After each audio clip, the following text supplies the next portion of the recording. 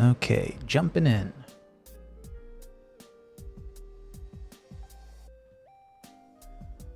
Now.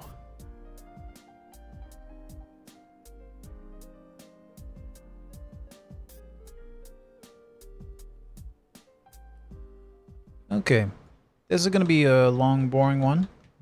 Just thought I'd let it record just so it's there, because I get asked about survey stuff. And funny enough, the last time that I streamed, I learned that Synthesize is not doing it like 3DE. So it was a very sloppy run that I had last time I tried to do a survey solve. So this is just me recording just so it's there. Akam, hello, long time. Cthulhu, how do I pronounce that? Cthulhu? 82, good morning. Good morning, it is 10:30 p.m. for me. Alright, so I'm going to immediately come over and turn on... Where is it? Again, this is going to be very boring and just a little bit of tracking. It's just going to be a lot of tracking. And yeah, solve at the very end, but that's not going to be the hard part. So yeah, I'm just going to record this again, just so that it's there to see, there so I can direct people at it.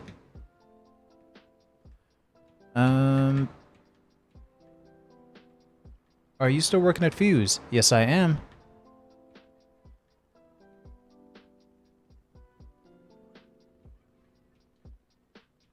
Prince Gupta, good morning. Got laid. Oh, you got laid off, Akam. No job in US. Yeah. Writer's strike, huh? I assume. Solanum. That's a cool name. Solanum, good morning. Oh man, it's 10:30 for me. 10:30 p.m. for me. Okay, let's find the easiest points to knock out. Because I know I said that this is going to be long and boring. But I also don't want to be doing this forever. This, I'm just doing this for a personal project. But handy to record. So we're just going to solve these images. And I'm going to be, I don't know if I'm going to be doing it on stream, but I'm going to be trying my best to model as much as I can for practice, for myself.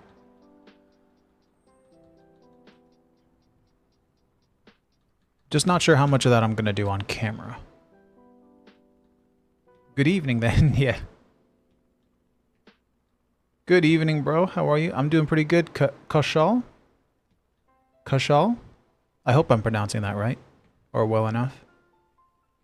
I am doing okay. I spent the whole day just... Luke Harris subscribed. Good to see you. Hope you like tracking. This is going to be a particularly boring stream. I'm just doing a survey solve. I have plans to do a VFX shot because I haven't done a VFX shot in ages, and I need an environment. And it's going to involve vines. Okay, now, does that come back at all? I can't believe the notifications still work. I don't do this often enough to know that things run well. Oh, it does come back. A little bit, doesn't it? Right there. So AF, jump between the keys. Right here too? Yeah, it does actually. That's surprising. I pronounced it right. Nice. Cthulhu, 8:22 a.m. for you. Oh, nice. Are you just starting work?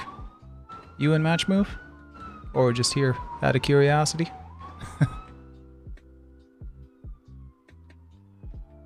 Okay, I think that's all I'm going to get out of that. Let's try to get... No, I don't want that. Let's try to get the corner over here because I'll be able to find that at the end. Also, sorry about sirens. For some reason I decided I had to live beside a hospital and a stretch of road that lines like 2-3 hospitals. I apologize.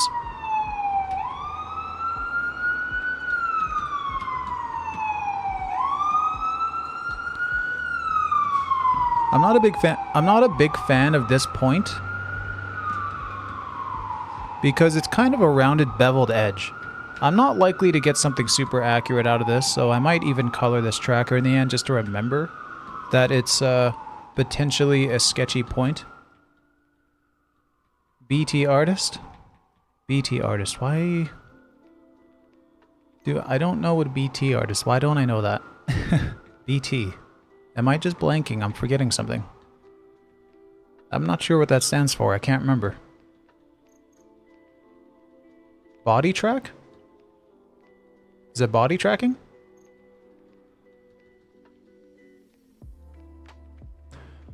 You know, from this angle, this corner looks pretty good. If it's body tracking, I'm learning some rigging in Blender at the moment because, well, I like Blender and it's free. I gotta get a license for Maya so I can like do more of Maya on this, on the channel again. But yeah, I really want to try do some more body tracking in Blender. I already have. It's one of the streams up of a hand. But I want to do a full proper body. Rotomation? Okay. Oh, that's somebody else. Solinum Rotomation, I guess. That's what I'm kind of guessing. Cthulhu, learning. I'm just an editor at a broadcast company. That's pretty cool.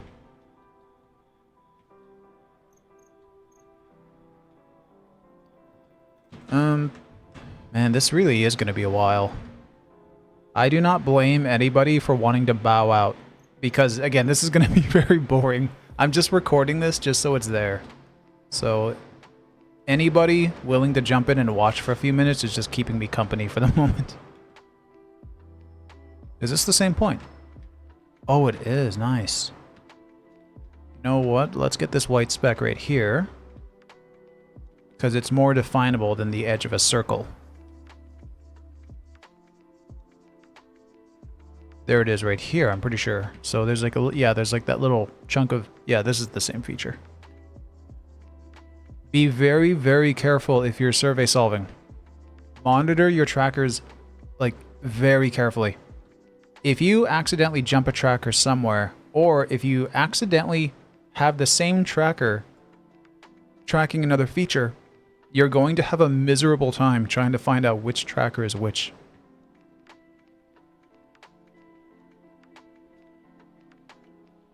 I don't know if that comes back. It must. Right here it must.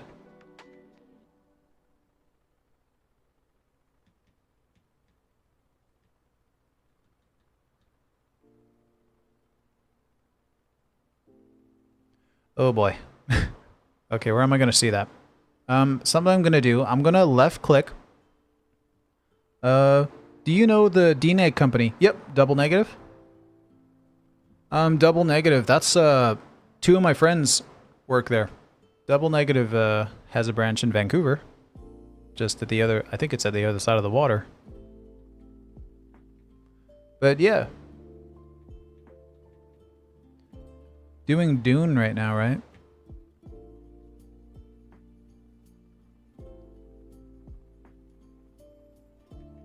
Oh yeah, so I really want to find this feature.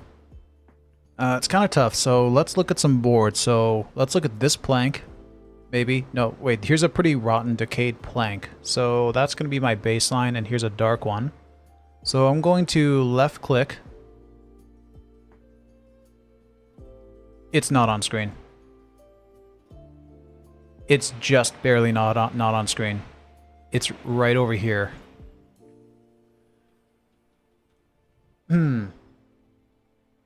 Also, nice. Oh, there's a couple people in there.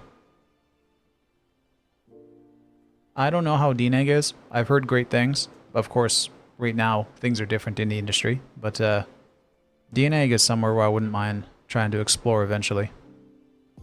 One day. For now, I'm pretty happy where I am at the moment. Especially because hopefully we're going to be switching to new synthesize with anamorphic in our pipeline, and I am very excited. That's something I'm hoping that's going to work out with this shot is...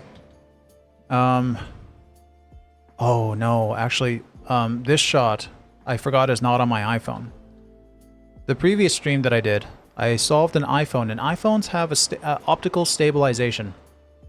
Solvers were not able to do, or 3DE could do it, but Synthesize was not able to do it for years. Now it can, and I think it nailed it. It looked awesome. Did something very surprising I didn't expect. And I'm excited to see more. Prince Gupta, me too. Everyone's at DNAG here.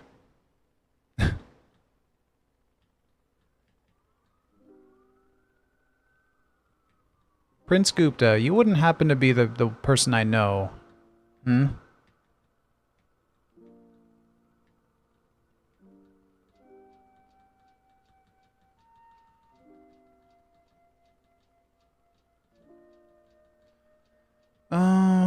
No way I'm gonna find that feature, but I can connect these decaying planks over here, so let's go and connect that. That is going to be an incredible feature to have. Actually, that might not be... Well, they're all kind of decaying and rotting. But maybe that's this one here. So let's give it a try. Is that the same plank? No, it's not.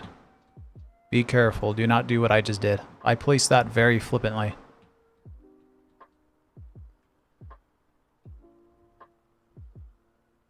This music's quiet. I'm turning that up.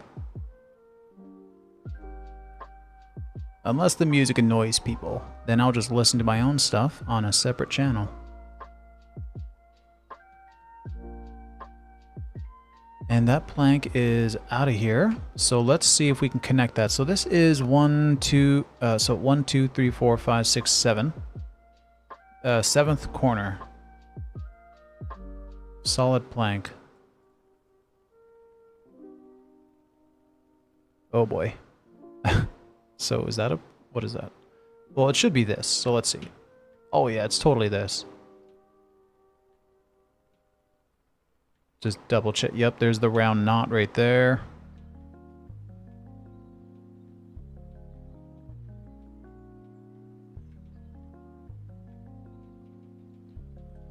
Great.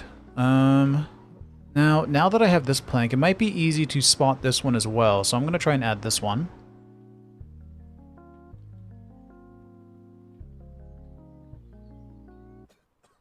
It's definitely this one. This one's going to be easier to find, which is nice.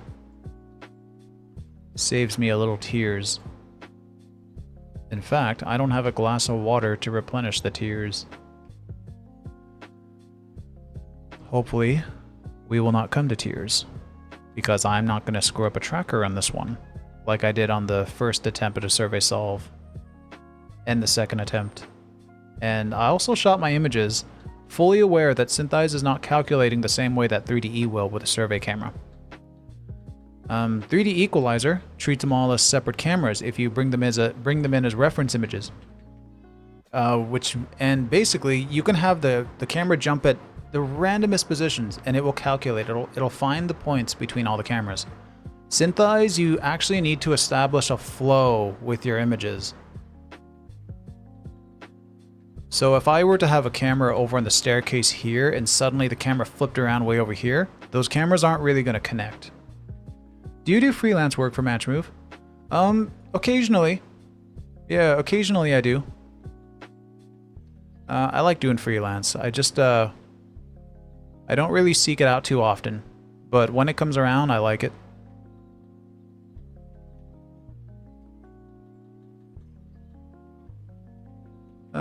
Let's try to get this little dot over here, this little leaf. It's very prominent in the open, so I'm going to make use of that. Also make sure that that is the same leaf. Yes, it is. I can recognize the wood pattern. Is this still it? Yes, it is.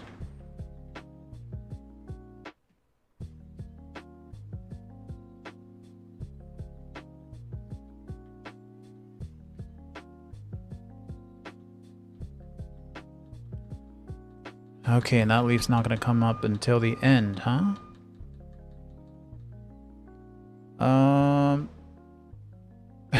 I don't think I'm going to find that leaf.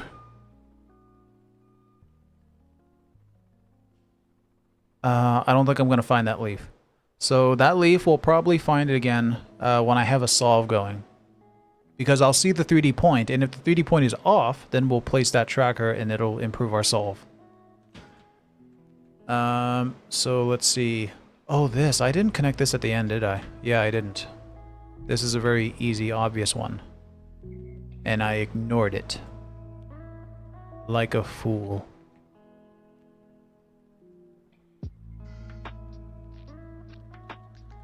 It's crazy how many more mistakes I make on stream. I'm not very good at multitasking. And it really, really shows on stream. And that can get rather embarrassing, honestly. I promise I am much more focused when I'm doing actual work. Let's get the bottom right here. Okay, thanks. Can I get your personal mail ID? Yeah. What's I can are you on my Discord?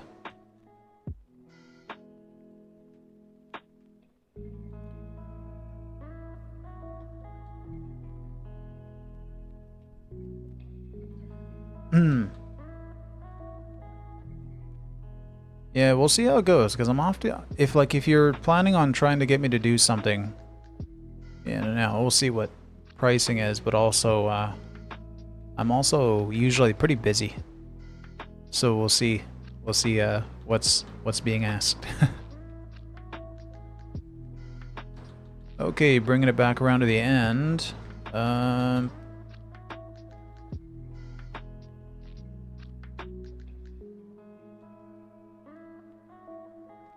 Oh, it's not visible there, huh? Okay, so bring it to here. That is the same, right? There's no more...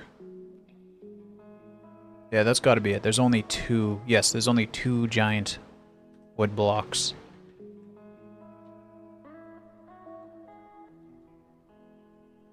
Okay, let's get this over here. This is... No, I'm not gonna track that. Not on that frame. Right here. This corner is too round, and I can't make out exactly where that corner should be, so I don't want to introduce a tracker that's more harmful than it is helpful. To me, that's just pointless.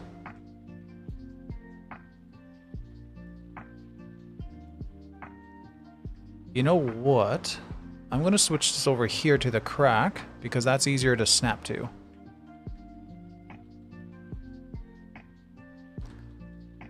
Not that it's really needed, because the only other frame I'm going to find it on, there's no way I'm going to see that crack. Yeah, no way. Nope. Kindly send me your Discord ID. Let's connect there. All right. Yeah, give me a second.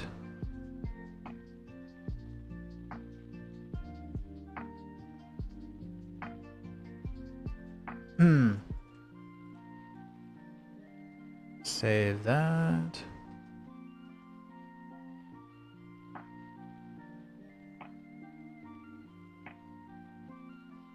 One moment. I'll be right back. I'm just gonna copy and paste. It's actually gonna be to my server because I'm lazy. And I already have the link here. Oh no, wait. I might have lied to you. I think I have the... Oh, come to think of it, I don't remember how to send an ID. Yeah, I'm just gonna send you my server, honestly, and then you can add me from the... Or chat, whatever, do whatever you want. Just, you'll see me on the server. Because I can't remember how to send an ID.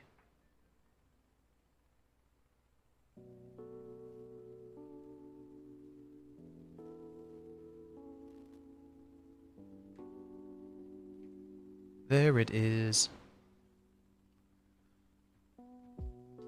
And back. Now, let's see. Let's try to fill out a few, get enough trackers to fill out a couple of these frames and move away from this because I want to start getting to the stairs. Once we get to the stairs, I think the solve is going to go a lot faster. This area is just a little bit tricky. The details are kind of hard to read on these planks. You know what I could do, actually? let's get some easy stuff in the background, which we need anyway.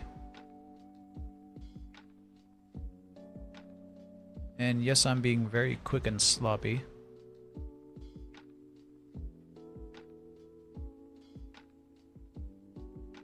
Oh crap, I think I accidentally closed the YouTube chat. One sec.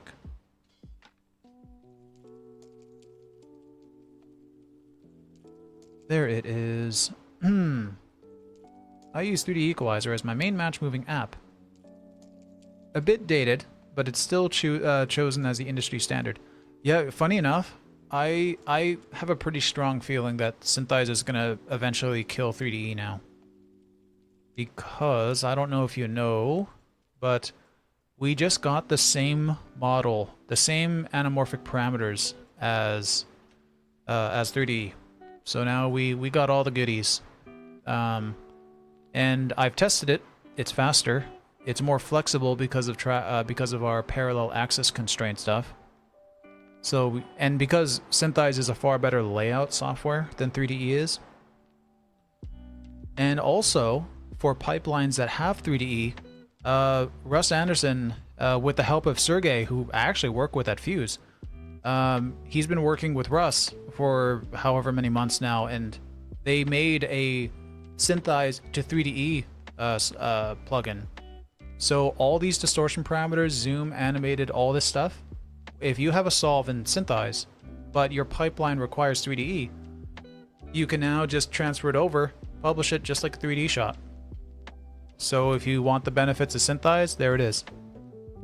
In my mind, I bet you there's going to be some studios in the future that are going to hang on to like 1 or 2 3DE licenses, switch to Synthesize, and then just pipe it through 3DE. Then they save money on, they don't have to overhaul their pipeline, and they're paying for cheaper licenses. And I'd argue, personally, I think 3D, I think Synthesize now is just better. I've been learning 3D for a few months now, and I'm not good. I'm not great. I'm okay. I can get around it. But I'll be honest, the more that I use 3D, the more that I just can't believe that we can't do all the constraints that we can in Synthesize, especially linking.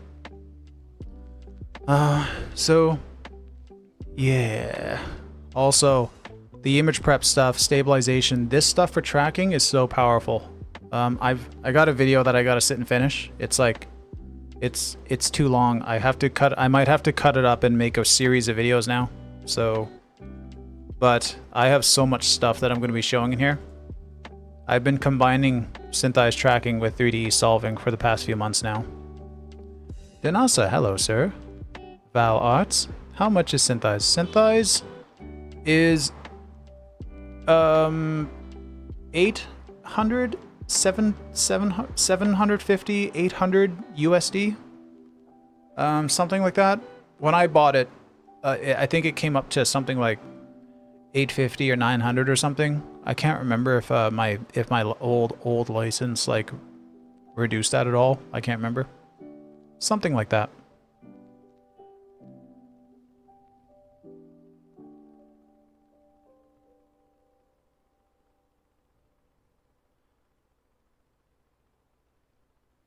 Yeah, anyway, I don't know.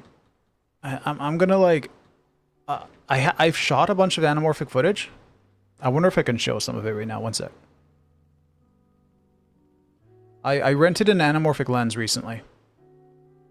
And I gotta be honest, I didn't get the best anamorphic lens. But it's pretty cool.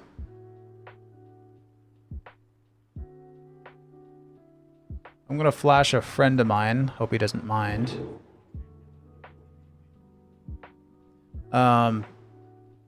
So yeah, this is I rented an anamorphic lens.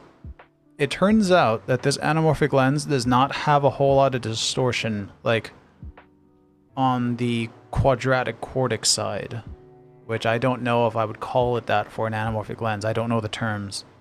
But even, you know, even when it's de-squeezed and whatever, there's not a lot of distortion in the first place to be much of a problem. So it's very poor example of anamorphic, it turns out. So I gotta find a better lens, and for a better lens, I need to get insurance before I'm allowed to rent anything more higher end. That was a Siru lens. Battle Arts, I would like to learn Synthize. The clients currently require a 3D equalizer. Yeah. That's gonna be the case for quite some time. Yeah, the more that I'm super happy that I'm learning 3D. Let me start getting some more tracking. I'm really happy that I'm learning more 3D equalizer, but I'm just shocked that, like, the powerful aspects of it, to me, solely revolve around the anamorphic parameters, and I would argue dynamic zoom is amazing. Synthize can do the same dynamic zoom now, which is awesome. Although 3D equalizer does have the benefit of network calculation, which I don't think Synthize can do. I have not needed network calc myself yet, so I don't know what kind of value that has to me yet. But I'm certain, like, proper seasoned 3D users can probably show me stuff that I just wouldn't have expected 3D can do. But right now, I'm just not seeing it. And over the years, I've seen so many 3D artists have problems that now make sense to me why they had those problems. Can you explain a bit of what quadratic distortion is? Yes, I can. First off, quadratic is a type of math which is used to, like, kind of cut the curvatures of glass lenses, which is something I'm trying to understand right now. Actually, I'm trying to study the actual math in its algebra. I'm trying to learn a bit of algebra. But quadratic is a calculation that's used to calculate the curvature of glass when the lens is being cut, I believe. And quadratic, let me go and reset these parameters. Let's go classic model. So here's the classic distortion that Synthize has had forever up until now. Quadratic distortion, this is your most standard distortion. And you know, 3D does it. Every program does this. I believe Blender is just this quadratic. Cubic and quartic, like, I don't know how to explain this. I haven't looked into the terms, but to me, they're handling different parts of the lens. I don't know if it's a technical term in the cut of the glass, or if it's like a term that just exists within the software because you're dealing with other layers of glass in the barrel. So you're gonna have different warps at different depths and everything. And so quadratic is like the most standard distortion, and cubic and quartic kind of handle more of the corners. So see, I can get like a weird breathing thing here. This kind of looks like a bagel having a heartbeat. That was a weird analogy. But yeah, then we get into anamorphic, and I don't know if these have a term. I don't know what the CX means. I mean, like, X and Y, these are X and Y up here. This is like your UV coordinate because you're separating the up and down. I don't know why it says Y, honestly. I don't know what O's is. I haven't, like, looked into all what these are in the manual yet. I like the read or cry. Anyway, I don't know. That's all I know. That's all I know. I don't know much about it. It's something I'm trying to look into now. Okay, let's see. Can you explain? Danasa, love the way it squeezed the background. Yeah, it looks so nice. I loved it. It was a 100mm lens. A 100mm Siru lens. Also, let's get back to tracking. The anamorphic footage. Val Arts, 3DE Maya's MM solver is really strong. Dude, that solver is awesome. Yeah, you can do anamorphic stuff in it as well. And also the fact that you can have animated trackers. I've actually done some pretty cool, a couple pretty cool, I would say, pretty cool things in Maya that I couldn't do in 3D Equalizer. To me, Maya's solver is, in aspects, like, significantly better than 3DE for some tasks. And some tasks. That's every software. Every software is better at some tasks. But yeah, Solver is super cool. I've been using it more. It's something that I want to teach because once I want to get the Indie Maya license at some point, and then I want to jump back into doing some more like crazy deform, some rig stuff. I want to do Solver mainly. I really want to teach Solver. It's something that I was actually supposed to do for the developers at some point. When I was at Track VFX, we were in talks with the creators of Solver, and I was going to there was a point where I was going to make content for it. Long story short, at the time I didn't fully understand it. I didn't see the capabilities. I was kind of blind to it. But then I went elsewhere and I talked to other people and I realized, whoa, this is big. This solver is big. Let's track this. 3D oh, let me catch up. MS Solver is really strong. I've never used network calc. Yeah, me neither. I really would like to talk to you a bit more if you got the time. You seem really knowledgeable about this.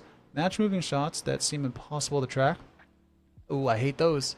Do you know what Mocha megaplates are? Yes, Mocha megaplates. That's the planar paint stitch thing, right? Megaplates are really cool. How can we track something like this in match move apps? I'd like to learn Solver. When do you usually stream? I don't have a schedule when I stream.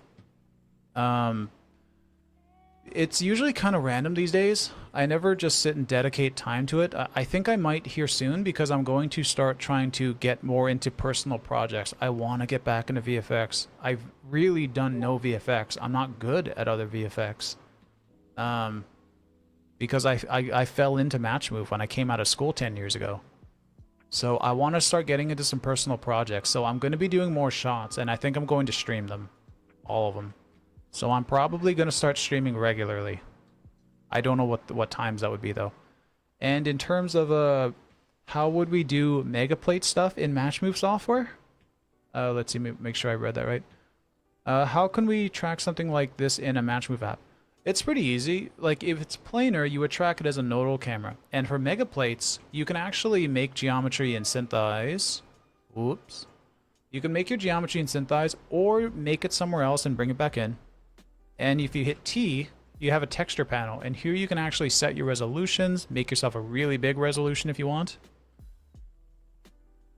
Actually, how high does that go? 4K only? That's not very high. Can you set custom? That's not a very high resolution. I hope there's a multiplier somewhere. Maybe not do it in Synthesize then if 4K is the limit. But basically you can tell it to do a frame range and bake stuff. I don't remember how you'd bake it. Oh, create texture, I think. Yeah, you would create texture and run. So that's what you could do. And how would you approach a megaplate? Okay, there we go. And in a Match Move app, yes. You really helped me with a particular hand track and solve in one of your videos. Oh, I hope it helped. I like hand tracking. If you're talking about the trick about the knuckle tracks that I do, and then the duplicate point thing, I really like that. I have a lot of fun doing hands. But yeah, if it helped, that's awesome to hear. The one you track then? Oh yeah.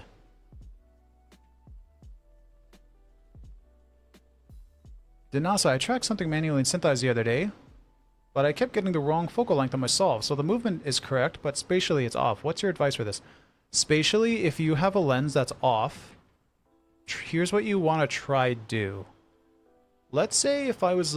wonder if I can... Hold on.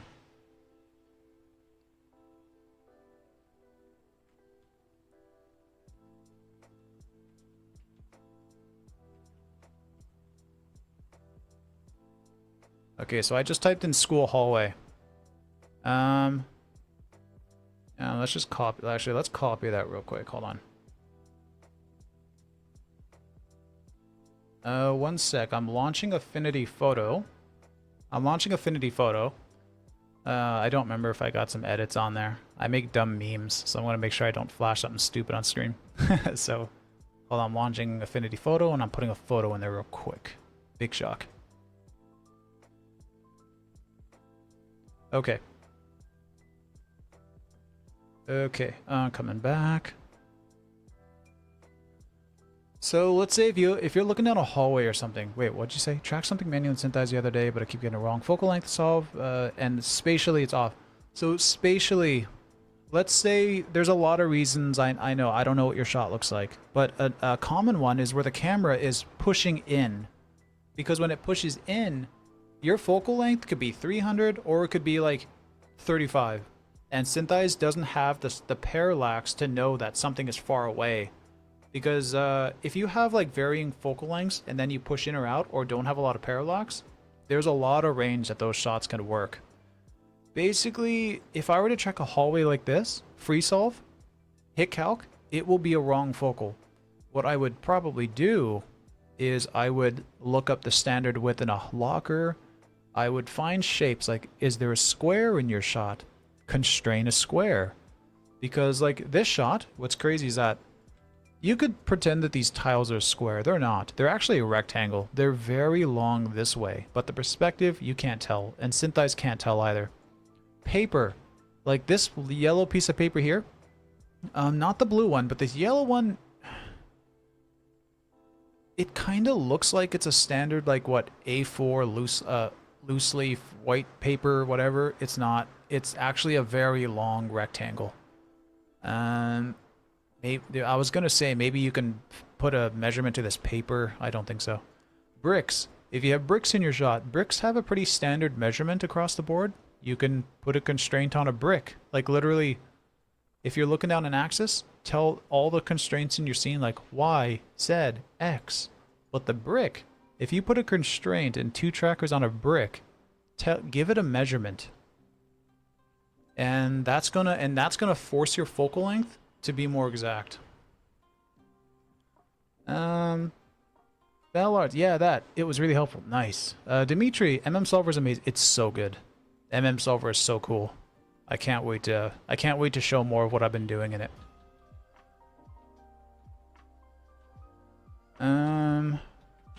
Okay, let's make a goal of getting away from this area now. So, let's go with this. Probably not a good thing to track. Actually, I can see the corner. Is it this one or this one? Oh yeah, it's this one. This is going to be a long stream. It's going to be a very long, boring one. I am sorry.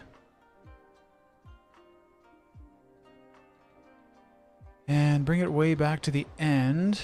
What is it? So I don't have to keep skipping through those frames. 1, 2, 3, 4. Last 4 frames, huh? Okay. So last 4 frames. Was it this here?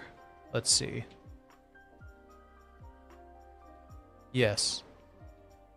I can't tell exactly like if it's over here or here, so we're gonna wing this one. This point might come back to bite me. We'll see.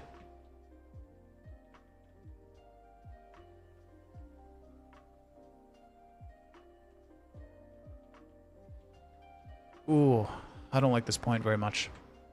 I also said I was going to color potentially damaging points. So let's make this like a aggressive looking magenta.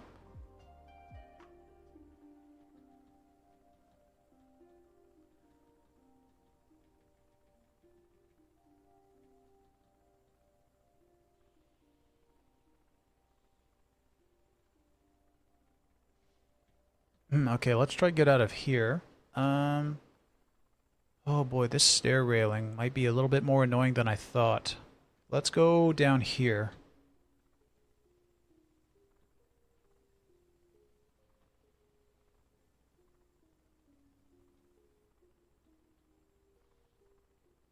Actually, I think this will be fine.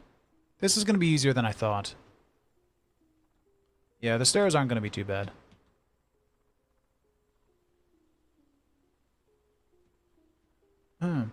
Awesome, thanks, I'll try it out. My shot, Dinasa.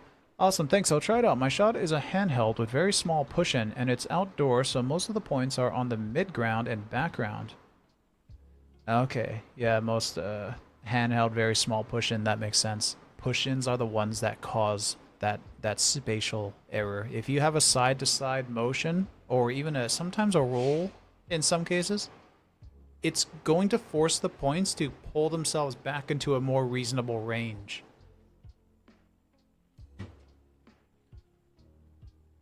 I just realized I could probably demonstrate that in Blender. So if I have a hallway, let's get rid of these. Let's get rid of a couple faces here. Gone. And let's have that. Get our camera in here. Let's get this thing. Actually, you know what? Let's go. Why can't I select this? Oh, I was in edit mode? Weird. Wrong button.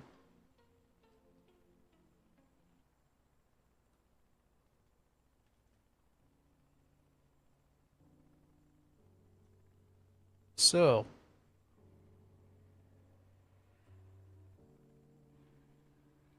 Okay, so.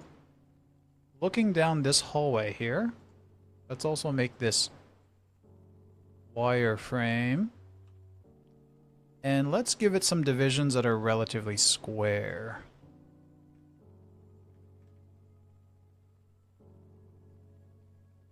They're relatively square. I wish I knew how to make a driver. Wait a minute, I'm gonna try something so stupid. Something so cool. I don't know how to do a driver, so I'm gonna do a...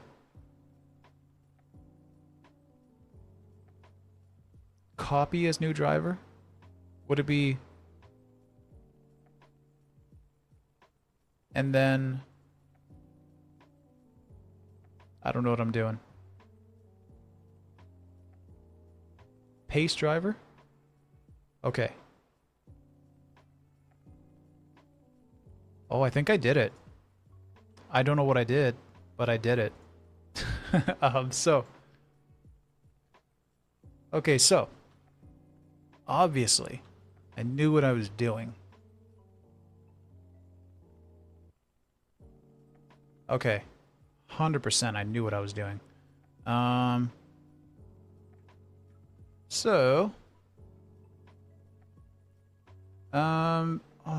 Val Arts, check this footage out. What methods would you use to track this shot? Check this footage out. Did you send something? Did you send a...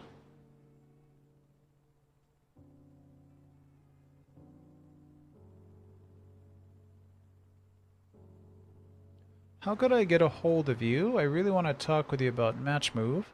Well, we do that. Let's do that on Discord. Not tonight, but if you shoot me a message, like, yeah, we can talk at some point. Anyway, so Danasa, yeah, if you look over here, this camera.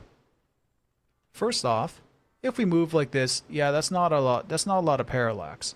All the points that are in the background of this hallway.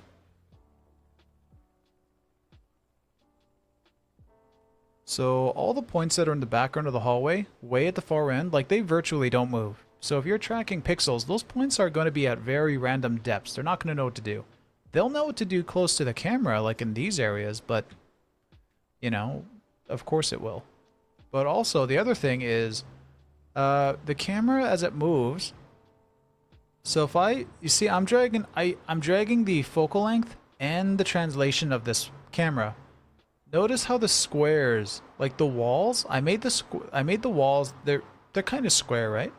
So here they're kind of square, but then we push the camera in or out. You see they stretched out. It's the same shape. So if I made it like this.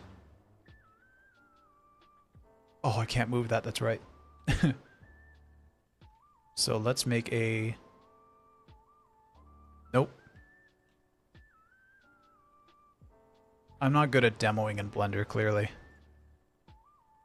So, camera, empty, paste.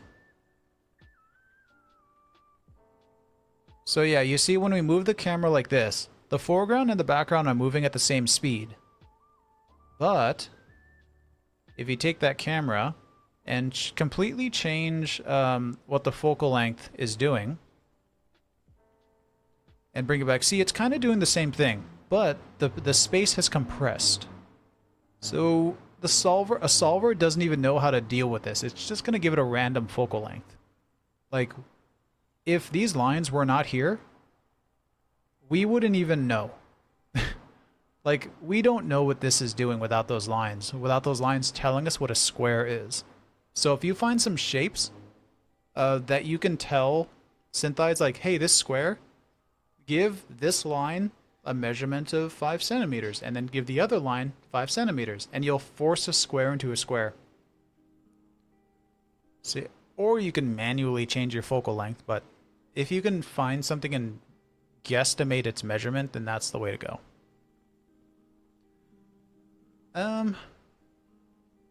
Yeah, a clip from Mark Grid. Check it out. In such low parallax shots, how would you establish Z-depth for a nodal shot? That's the neat part. You don't. Where you need to lay out geometry spatially. Yeah, so you don't. If you have a nodal shot, what you're going to do is you're going to pick a frame, like let's say this frame of the staircase. You're going to try to get some perspective on it. So I'm gonna make this camera aligned to something. And you can see my grid is not aligned. So I'm gonna use add line. Whoops, wrong monitor, wrong viewer. I'm gonna go and place an on X line. I'm gonna place a parallel X line. And let's get some Z, maybe. No, sorry, Z. Wait, did I say Z? Oops. Get that, and I can't see what's going on over here. These are going to be kind of bad.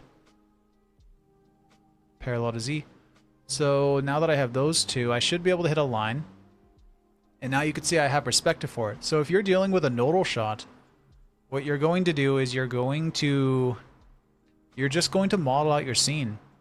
Like here, I'm going to make a plane, make a wireframe, and I'm going to position it maybe on the edge. Like find a corner or something that you're comfortable with, something that you know you can model out.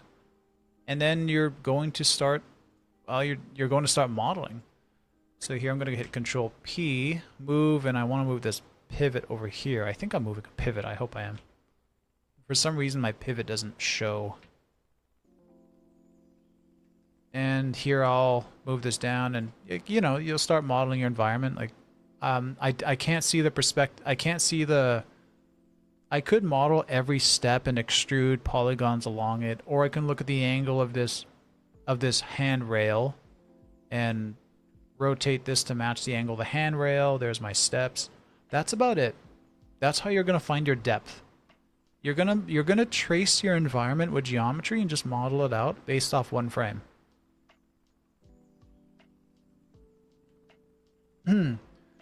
Danasa, awesome. Yeah, I tried manually changing my focal length, but it just broke the solve. It sounds like a you problem. Just kidding.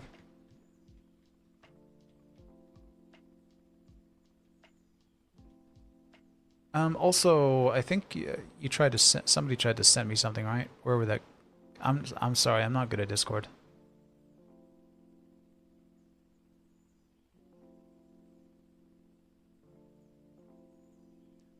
If I'm supposed to have a message, I don't see it anywhere. Unless it's like literally on the page somewhere.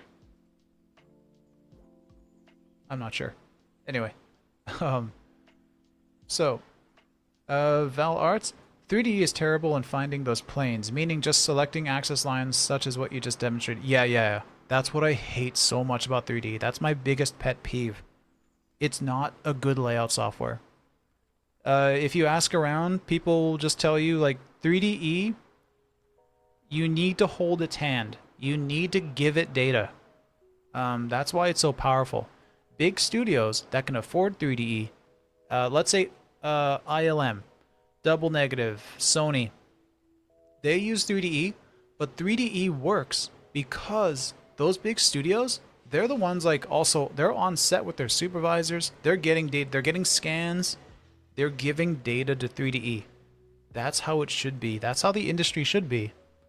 But we don't get that data, and then 3DE is crap. When you don't have data, it is garbage. It is hot garbage. It is garbogi left out in the sun. Garbage.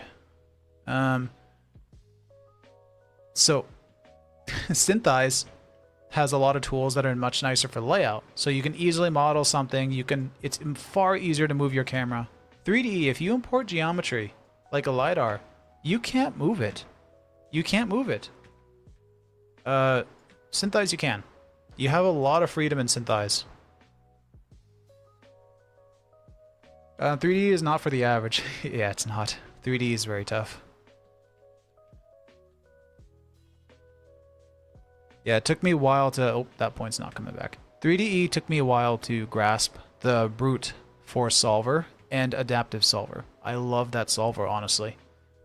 But I like automatic and refine more. Because when I did an anamorphic test, Synthise just knocked it out of the park extremely fast. And, you know, I like 3D. 3D, Synthise. I like Synthise. The layout is very left to right in order of operations up here, and all your options are on the side. And you got some drop-down menus. To me, it's very clean and very simple. And surprisingly, very powerful. I say surprisingly because usually when you have such a minimalist UI, it kind of creates that illusion that it's not going to be doing much.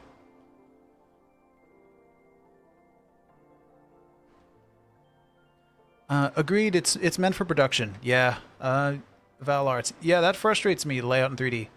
Which solver is that? Kashal. Hey bro, do you have any LiDAR shot for practice? Yes, I do, actually. I do, one sec. ValArts, which solver is that? Which solver? 3DE has two main solvers that you're going to use, which is, one is just the main solver that you use. You put in your parameters, you calc, you have adaptive and brute force, it does its sampling. It's just the normal solver. The other solver in 3DE, which is basically GOH and Synthise, is the LSF solver. The LSF solver is an old school brute force solver. It's pretty cool. It's very handy. It's also here in Synthise. It's also MM solver. MM solver is like an old school brute force solver. MM solver cannot create a solve from scratch. You need to give it survey data. But it shines when you have animated trackers on like sliding surfaces, door hinging, object rigs, jaws, eyelids. MM solver is amazing for that. And you can do that in 3DE, and you can also do that in Synthise. But if you can, do it in MM solver. MM solver is amazing. Do you have any LiDAR? Oh yes, Kashal, sorry. You can actually download it. I will show you, one sec.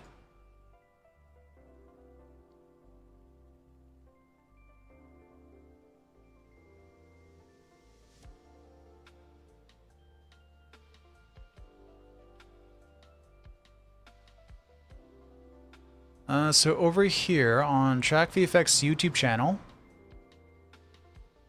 come right here. I should probably shoot something new. Like, this shot works, but I kind of want to do a better shot. But if you come over to this using scan geometry Synthise, it's me going through the whole video. It's me, going through and doing it, showing it, talking about it. The huge. Where's the end? Where's a cool frame? So yeah, you have this, but in the description, there is a Gumroad link. I need to do more on this Gumroad. There's some things that I don't know, kind of hassle me about it. So here, if you want to give me money, it's up to you. You don't have to. Just type in $0. Just type in 0 and it's going to give you the scan and a JPEG sequence.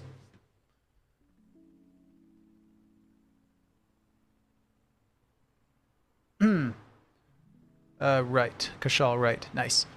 Yeah, if that helps, hope that works out. I want to shoot something better at some point. I need to, actually be active and put some stuff up there.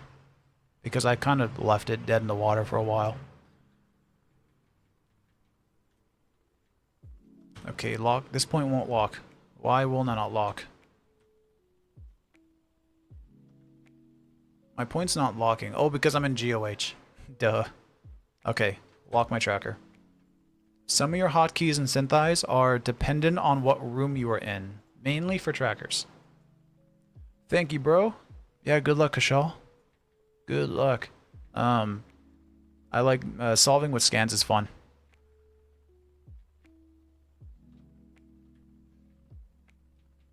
Let's track this little white speck. See if I could see it. Is it this? Let's give it a try.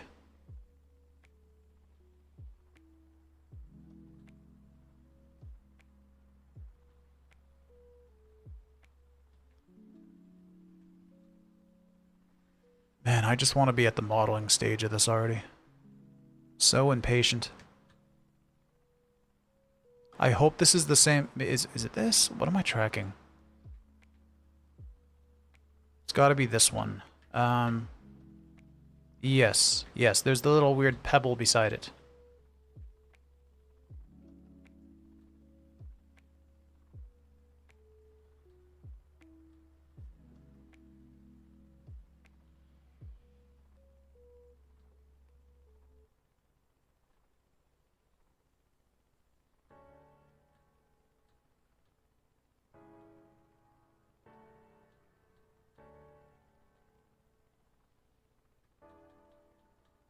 And hopefully the pebble appears right... Yes, there it is.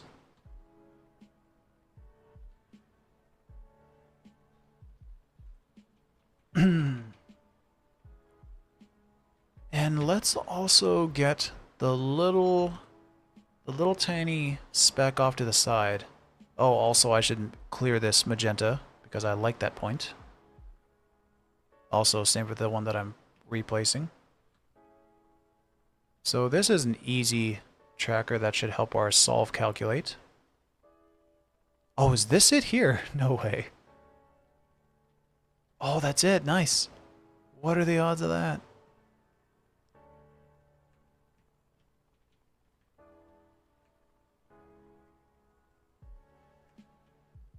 Oh. Oh, it's over here.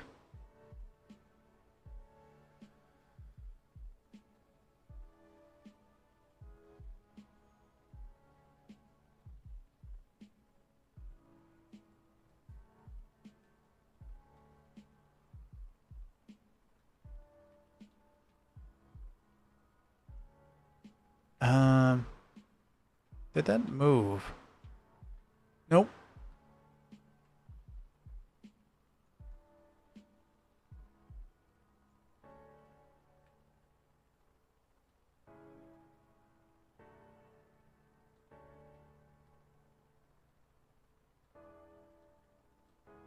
Oh man, this is gonna be a lot of work.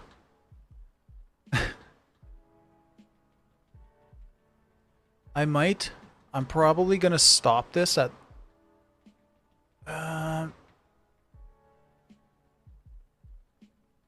maybe right here. I'm gonna chop off some frames at the end of this. I don't want to go all the way up here. I'm not doing that.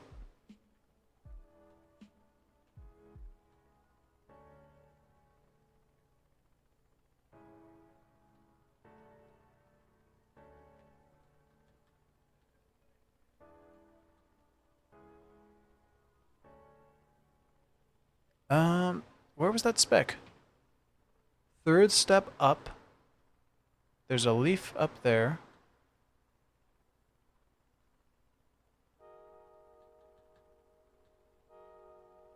Third step up.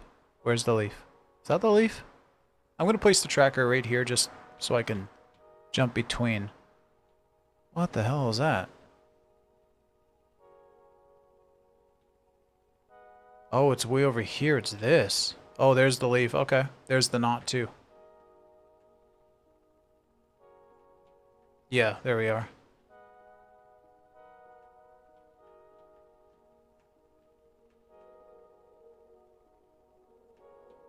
That leaf is so long, damn. Wait! Oh no!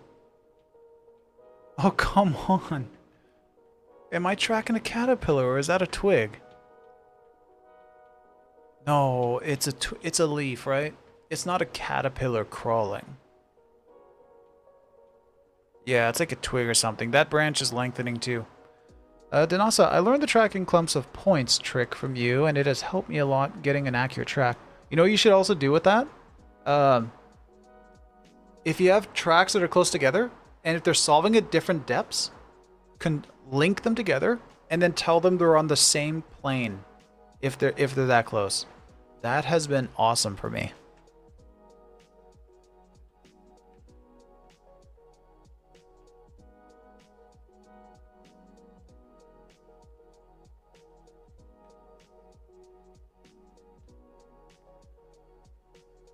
Oh boy, this is a big jump.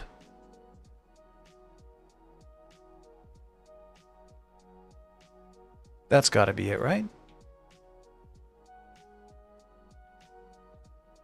It's gotta be. There's the knot. There's this, okay.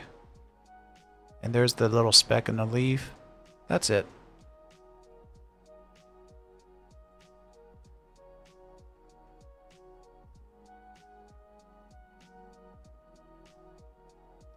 Oh, it's totally a leaf.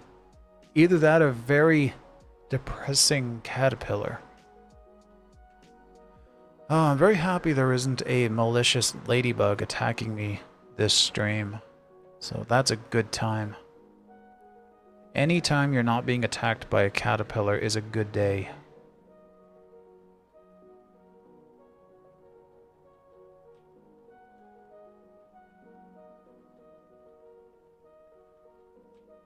Okay, now let's get one of the bolts up here. Let's get the center of one of these bolts.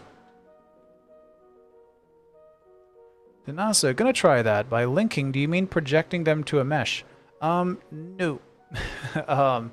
By linking, what I mean is... Wait, let me add this tracker first.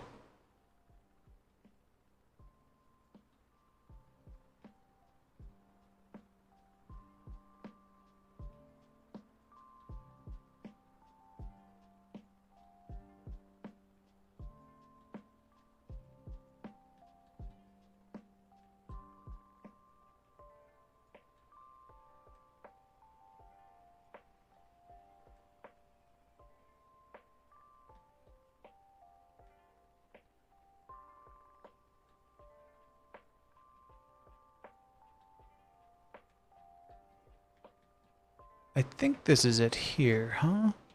Yes, it is.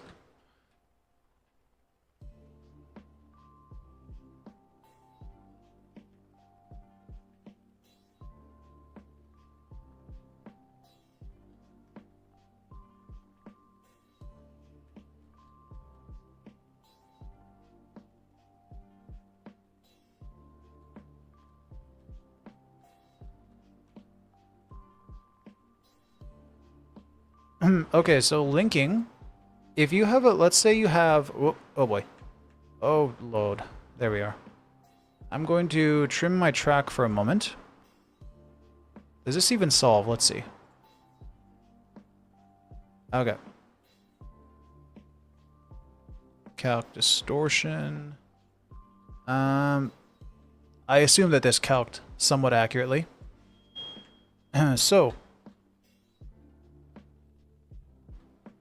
So, what I mean is, if you have a, let's say a tracker like this right here. Let me just add a tracker.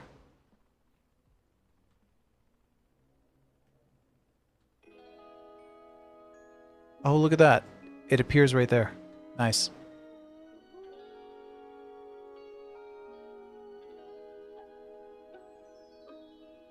Okay, so let's say you have these two trackers right here. Nice. And if we look over here, oh, they're really close.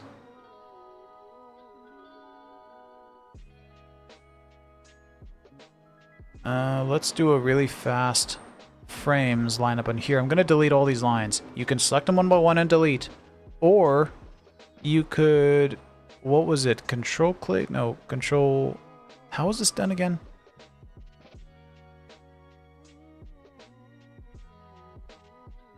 There's a way that you can delete all these frames, or delete all these lines. It kind of blew my mind how it was done. Oh, kill line, wow. If I shift click, yeah, shift right click, you can delete all the lines. There we go. You select one, and then you shift right click, kill lines. So let me quickly do a quick alignment right here on this frame. Let's do an x-axis right there. Let's get a z-axis going up here.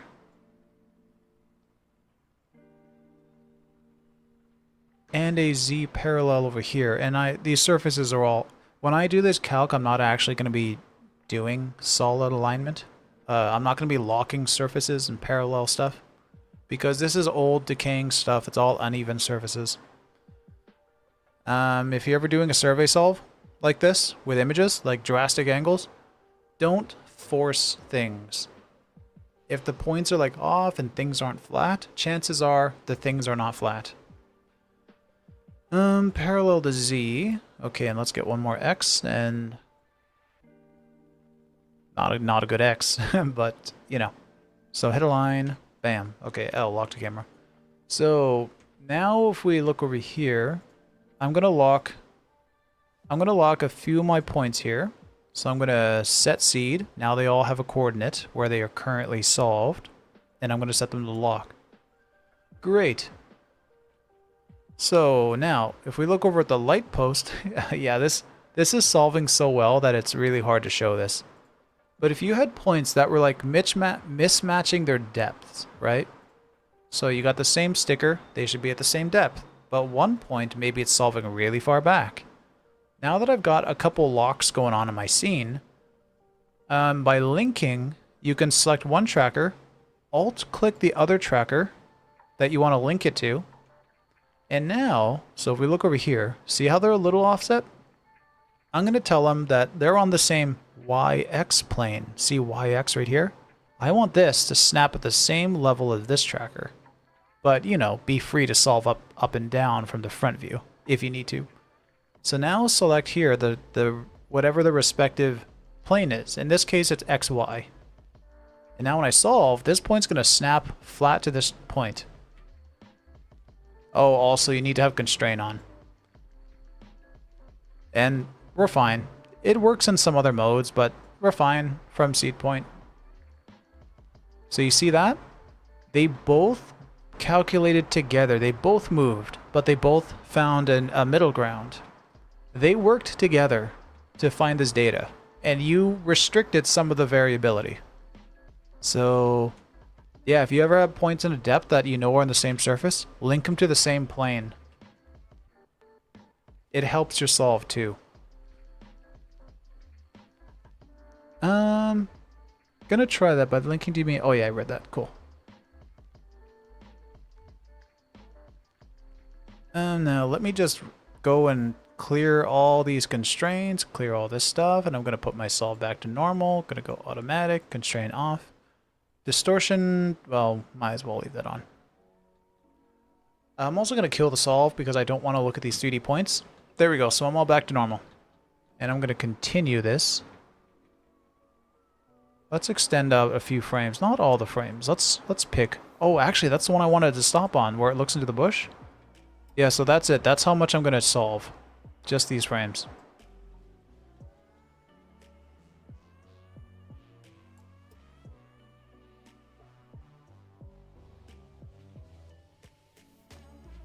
Oh man, this is hard to see what's going on. Denaza, awesome, I'm going to try that as well.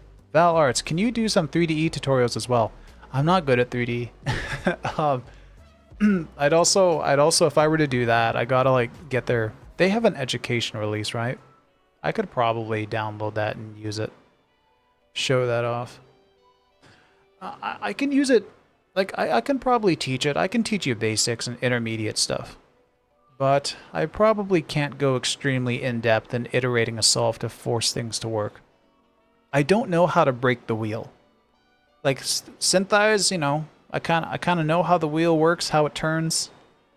And I personally think I know how to break it and go off-road and, you know, find weird features and tricks here and there.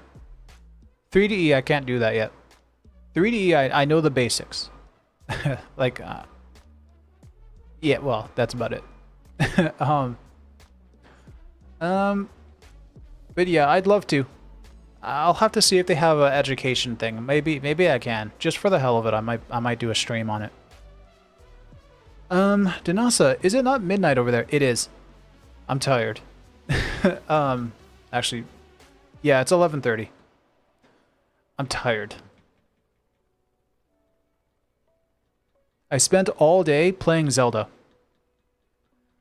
Like, I had stuff that I wanted to do. I didn't.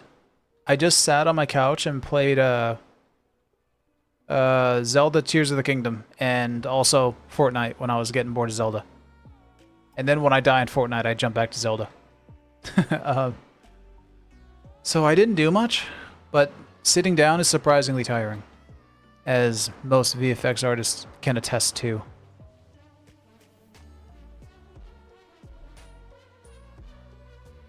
What is this music? I like weird sounding stuff.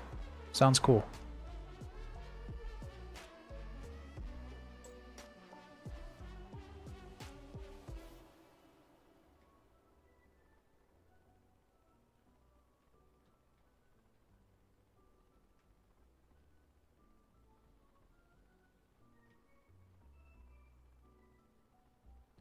Oh yeah, the Zelda game looks nice.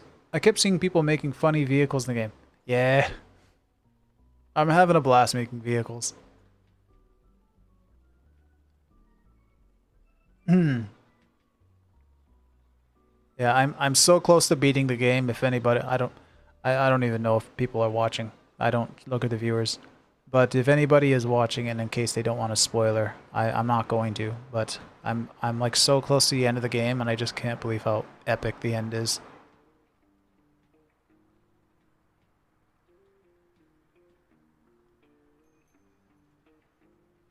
How about rotomation? I'm not very good at rotomation. Like, I can do individual body parts, like an arm. I could do a leg. Like I can do like a torso. But when it comes to doing a full rotomation, and maybe they have to connect with the ground, I'm not very good at that. I want to be, and I'm hoping to do more of that in Solver. So, might be a thing. Might be a thing I try to get more into soon. That being said, I have done some decent rotomations in my day. I just haven't done a whole lot. I think the best one I did was, and it's not even that crazy. Hold on, I'll load it up.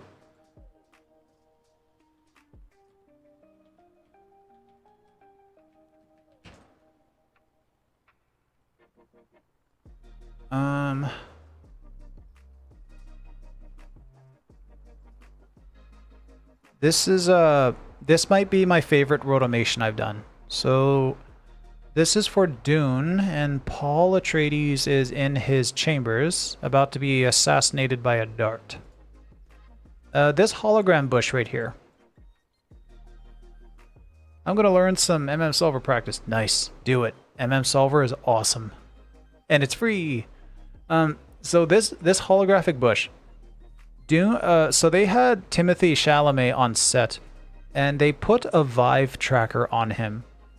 So the Vive tracker was driving a 2D plane, a card, in Unity. And Unity had, I think, this bush, or something like this bush. And when that card intersected with this geometry, it made a light texture. And that light texture was projected onto Paul, onto his body. So what I had to do was, they needed like a really perfect, like this was 3DE I did this in. They had like 5 different reference cameras all around the set pointing at Timothy, and of course the main camera that you're looking at now. So we had LiDAR of the room. Wait, what am I talking about this again for? What was the last? Oh, rotomation. Yeah, rotomation I'm not super good at, but like I can do really detailed stuff like here, let's see. He's about to get attacked. So here he's moving. I did this, like his body, like I did all the wrinkles, I did the clothes, I did the collars, I did his hair, I did and his note. We had scans of him, and some things I had to model. Like I had to remodel his clothes and stuff in these areas, and I rigged it myself. So these lights that are connecting with him, that's kind of their unity bush. It doesn't really line up with the bush what they did in the movie. So all the work that I did honestly was kind of useless. But yeah, did these. All of these are done with witness cameras. It's mocap solving, basically. So he does a big whip over here. Where is it? Oh, does he not?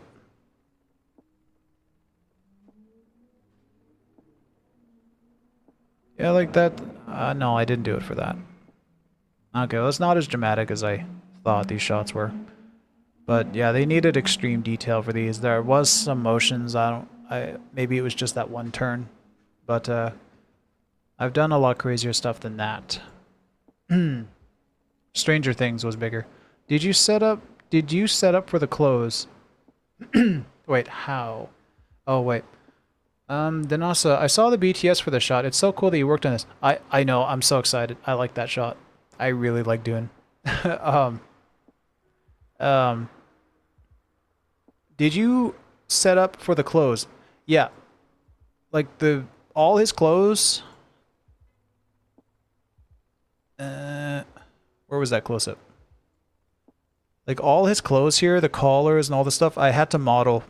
They gave us a scan of Timothy in costume, but it was a dense scan. We can't use it. We can't deform it.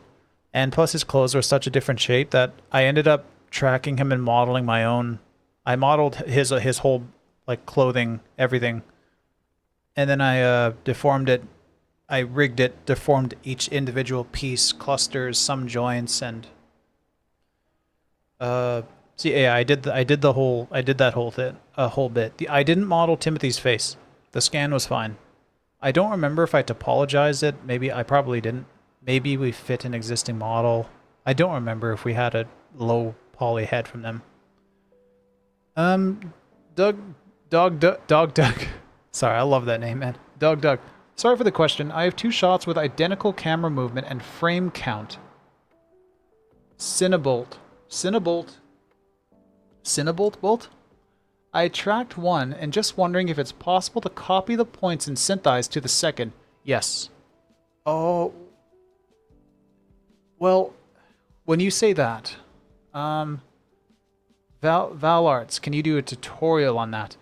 On the clothes modeling rig and stuff? Whew, that's a hard one. Maybe. I think so. I think I could do it. Like, it'll be a much quicker shot, like a short shot. I think I could do it. Doug. What was I reading? Oh, yes. You have 2 shots with identical movement and frame count. I don't know what Cinnabolt is. I tracked one and just wondering if it's possible to copy the points and synthesize to the second. Yes, you can. So basically, Cinnabolt, is that like a match? My immediate thought was like stereo, or you're just...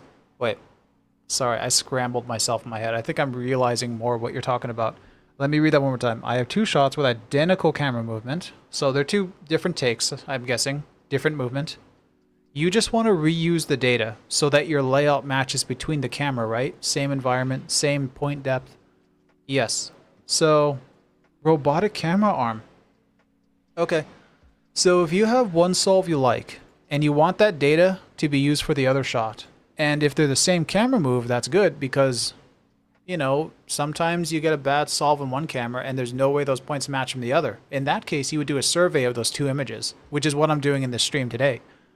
But if you have 2 identical camera movements, but they're 2 different takes, so, you know, you need slightly different trackers, you just want to copy the 3D points, like the point data. So let's say you had a solve. Let me cap off this one tracker here, sorry. Before I forget about it.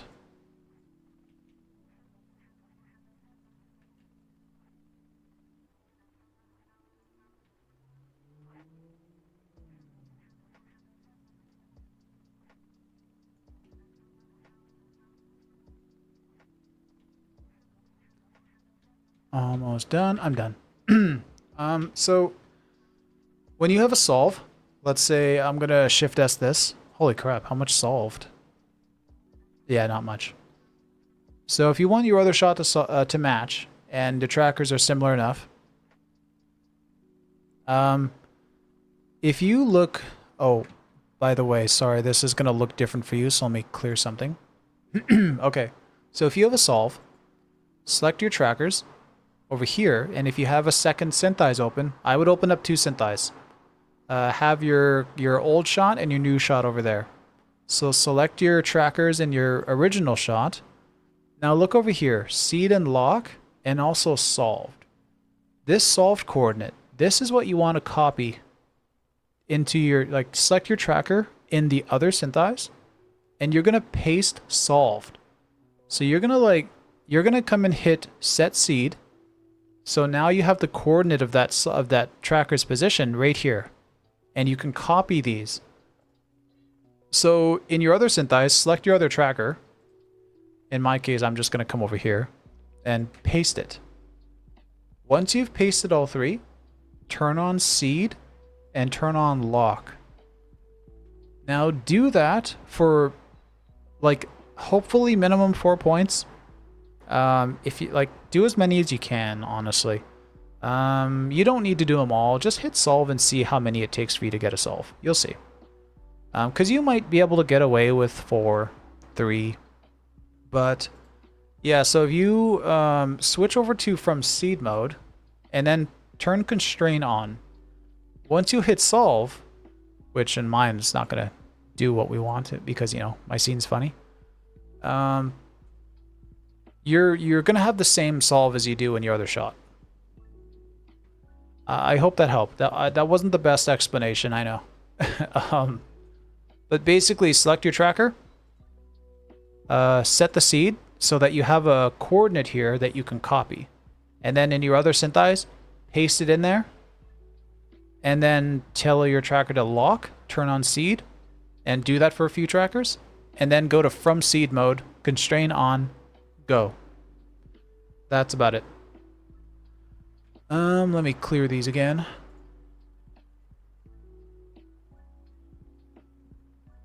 Yeah, I hope that made sense.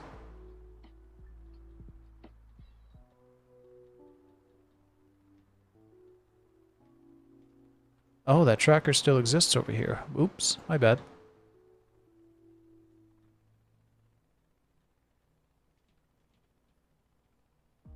Thanks. Awesome. Thanks, Doug. That was a good question. I hadn't really thought about that for a little while. But it's like a really simple, like, fun thing to do. So I don't know. I like stuff like that. This music that's playing right now, I really hope it's the... No, it's on stream radio. Okay. I was gonna say it sounds like music that you'd have to pay for, but apparently it's royalty free.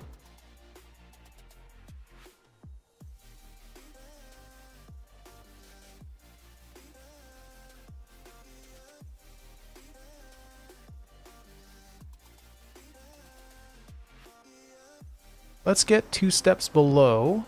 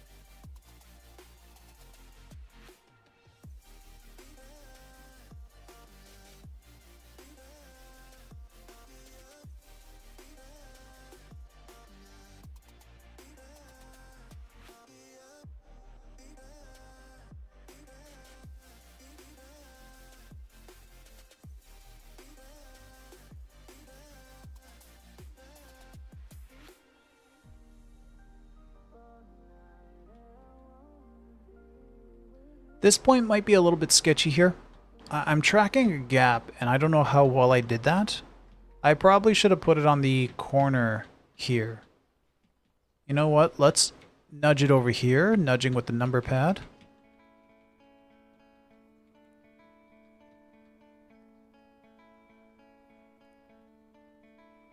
Yeah, just try to keep it on a surface if we can.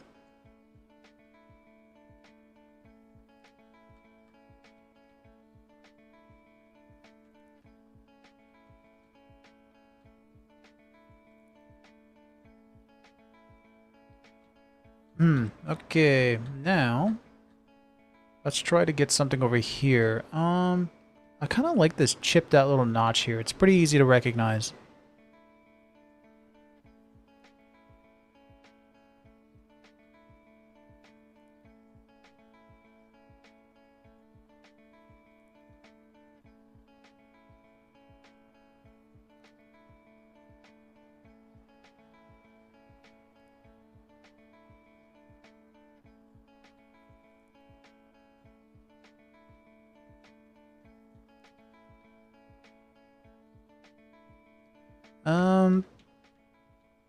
I can't tell. I think that's the same.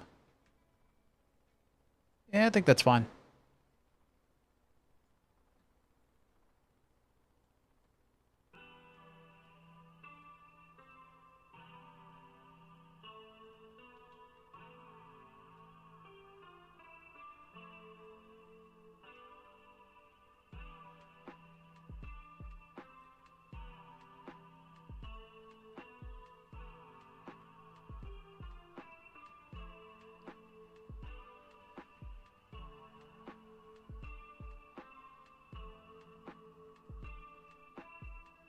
Okay, I'm gonna work my way around the shot in a non-linear fashion. Because I want to see if I can stumble into a good tracker count where I can get a solve and call it a night.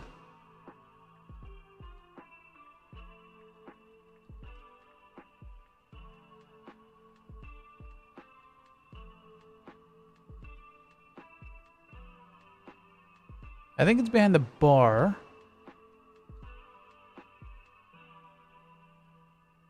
Yes, there it is.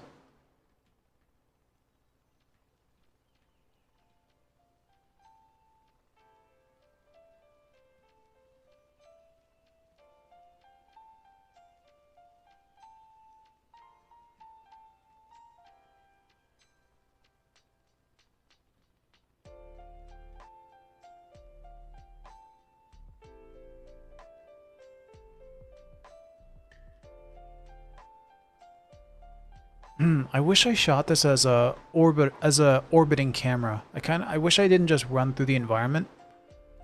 If you get high enough resolution images, you shouldn't have to walk through the set like I did. The Sony A7S resolution is not good, but it's not that bad that I had to walk through the set like I did with this. So I'm kind of regretting that I shot so much.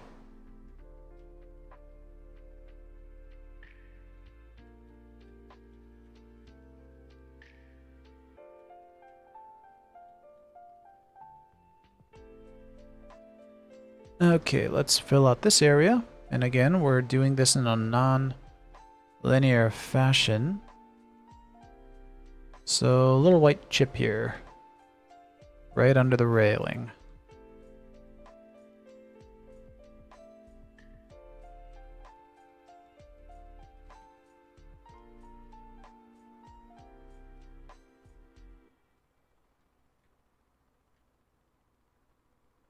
That's not it, is it? Nope.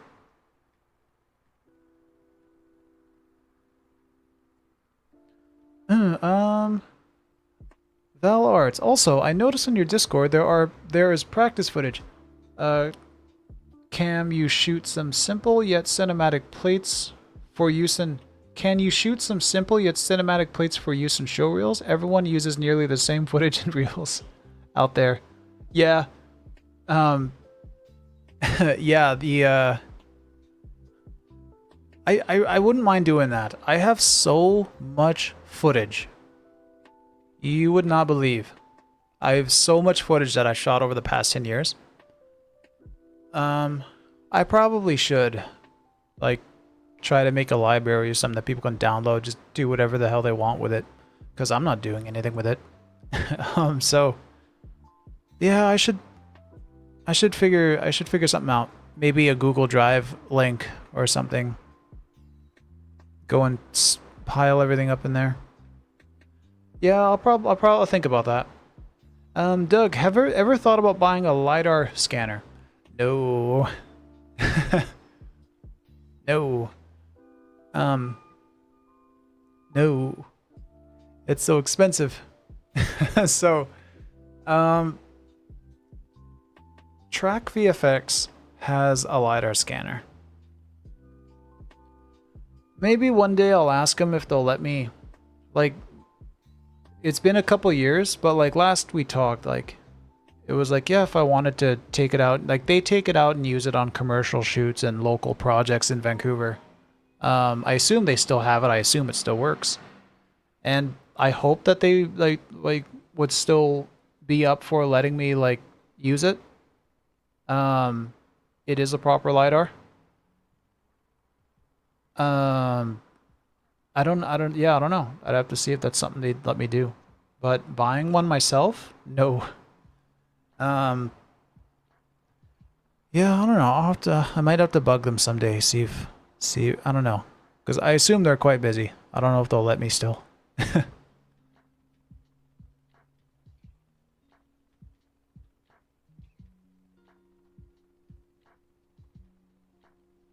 Yeah, honestly, funny you say that. Because, funny enough, with me, I actually just had a talk with my lead at VFX about this a couple days ago, that I prefer set images like this, like what I'm doing right now. I prefer this over LiDAR. In, I think, maybe 80% of cases. Because LiDAR, you don't need to project. You don't always need to snap a tracker to a corner of a LiDAR. When I solve these images, I'm going to have more data out of these images than I'll get from a LiDAR. Because LiDAR, you know, it's a triangulated mesh of all the surfaces it can read. But let's say the ground here, a LiDAR might get a lot of the grain here in the wood, but like finer grain details, if you have walls with painting on it, like flat surfaces, reflective surfaces, I can pull more data with time. I can pull more data out of survey images, set images, than I can out of a LiDAR scan. Like if somebody were on set and were to walk around with photos, like take photos off their iPhone, I can pull more data from that than I would from a LiDAR scan, assuming they did an orbit around the set. Because I get all the flat surfaces, but I get the textures as well. A LiDAR scan will scan a green screen. Photos will show me the grime and dirt all on the green screen, and then I can constrain those as well. That stuff you can't do on a green screen. With photos, you can see the colors of markers. Oftentimes with photos as well, you capture people walk around on set, so you get height, you get measurements. You can read objects better. Scans might erode in detail depending on who's processing it for you. So you might have artifacts and errors in a scan. Photos, look how crisp this is. I got every leaf. I can track the leaves if I want. If I'm really desperate for something, I can put a point on a leaf, and now I got a perfect 3D coordinate I can constrain to as well. But like, you know, I'm never going to turn down a LiDAR. LiDAR is great. Like if admittedly, given the option, if somebody said, hey, do you want LiDAR or do you want photos? Admittedly, I'm going to say LiDAR. It's less work. It's faster, and like it's fun. It's perfect for like 99% of the time. Sometimes though, I like the extra things that photos will give me. Because there's less guesswork in some things for me with photos. Sorry about the siren.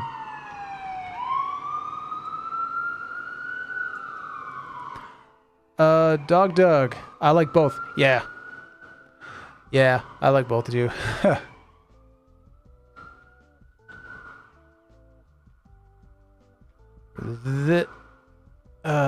This one.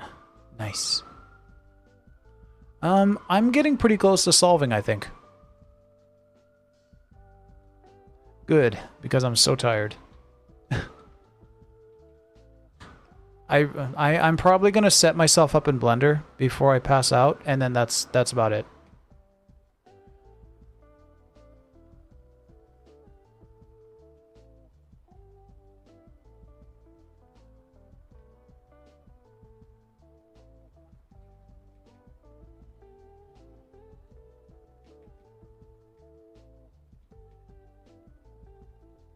Wait, what?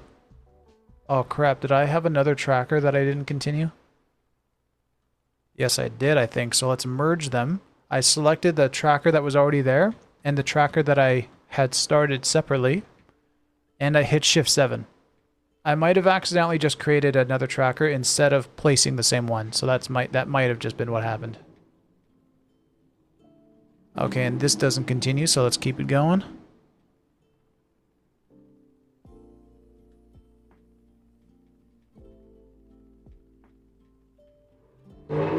Okay, so what's the next frame with minimal trackers? So 1, 2. Also, I'm going to come down here. If we look at our little view toolbar, there's an expose button. Thank you, Walnut Brain and Russ. I'm going to expose this down because it lets me see my trackers better. Also, I'm going to kill the solve because I don't want to see those 3D points.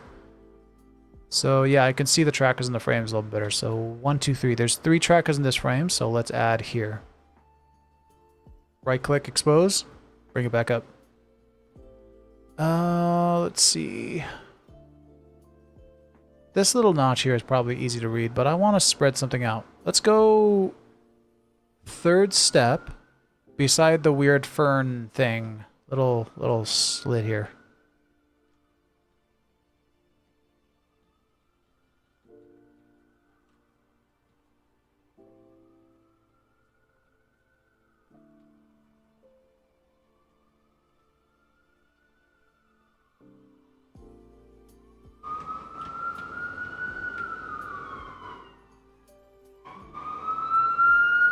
Wow, that's loud.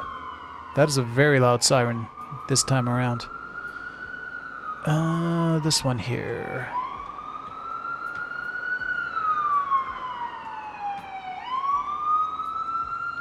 So sorry. Well, not that sorry. If I gotta suffer through it, I don't see any reason why everybody else shouldn't.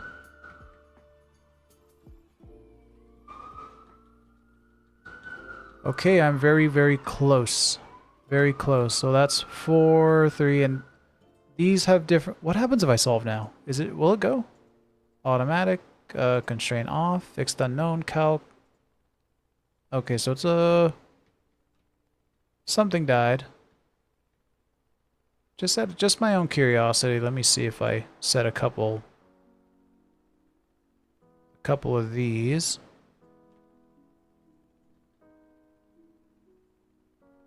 Yeah, I kind of figured. So where's the next biggest frame where there was a gap? I think the problem is... Well, this is a problem, first of all. There's nothing here. But I think the biggest problem is right here. There's only 3 points. There's only... Why can't I click? Oh, because Z drops on. Duh. There's only 3 points here that connect the frames. We need 4. So on this frame, let's pick one more.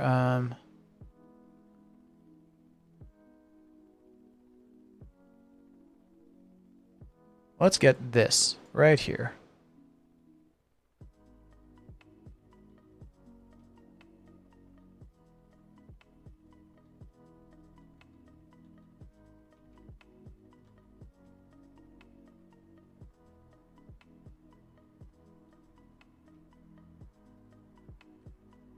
Huh, is it perfectly right there? It is. It's perfectly behind the bar right here. Damn.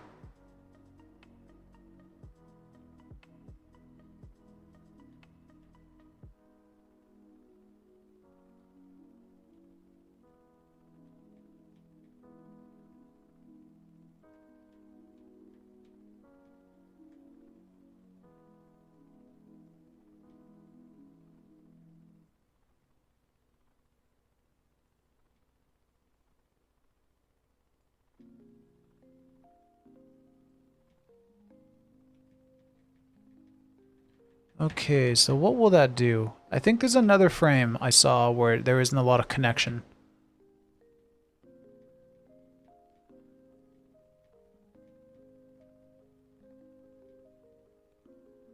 I think it's this right here. There's nothing overlapping. So let's try get this right here and get some overlap.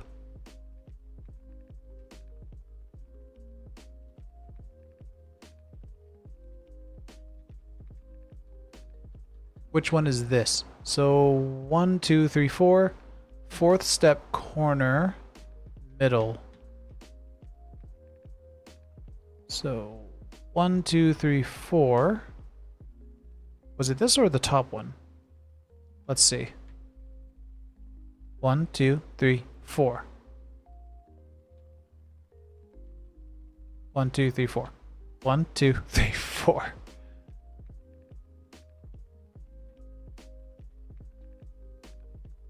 Okay. I can't count.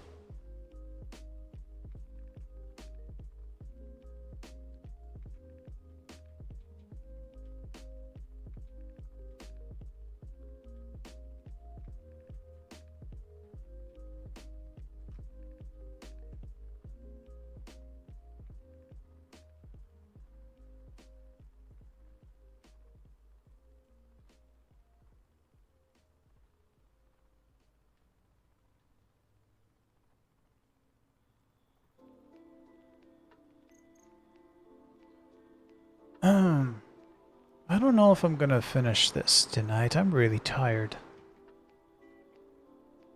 I'm probably going to bow out here pretty fast.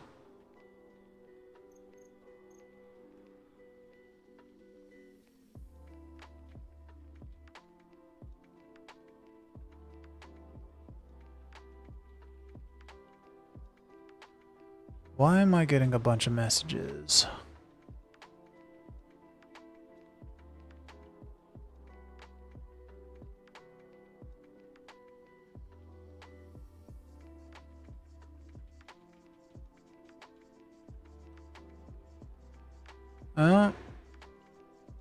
So that's kind of solving something. Also, I'm going to make this zooming.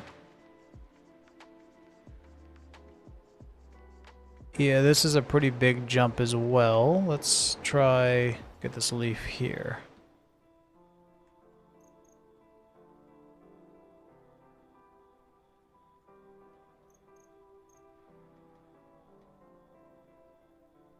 I should have just done an orbit. If you do an orbiting camera, you're not going to be doing a whole lot of guesswork like I am here.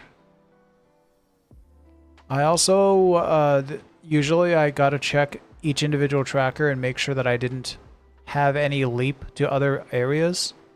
Because sometimes you hit C accidentally and create new trackers, and sometimes you have a tracker and you hit Z and you track, like let's say the planks here, and suddenly this tracker jumps over to the railing. So that's something I will have to do checks for, but I don't want to go through a whole bunch of cleanup and stuff and all that stuff maybe tonight. So if this doesn't just solve, I'm going to do that separately.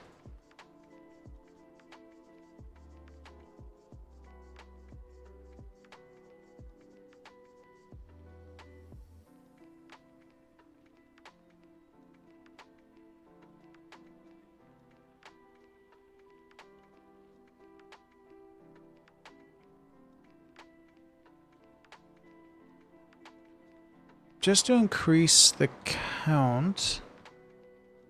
Oh, wait, actually. I like this bench up here.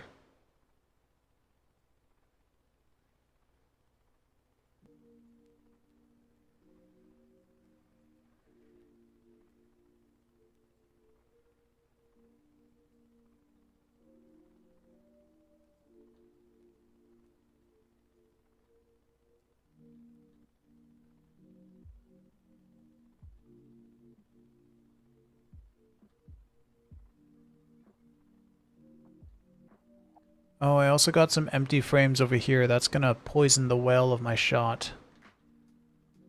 Yeah, I forgot. Yeah, I'm not gonna finish this tonight because I forgot how much I actually have to track here. So these frames are probably poisoning my shot.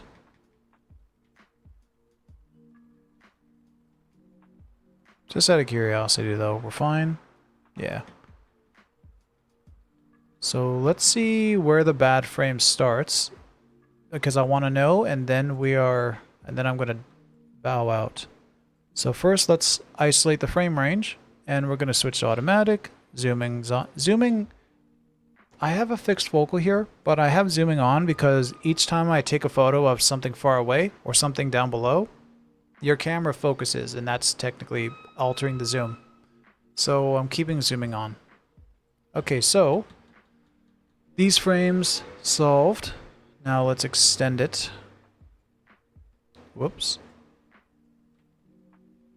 Solve another frame. Wow, I guess the solve just, no, it moved. Okay, so let's go one more frame. Okay, so that's all going.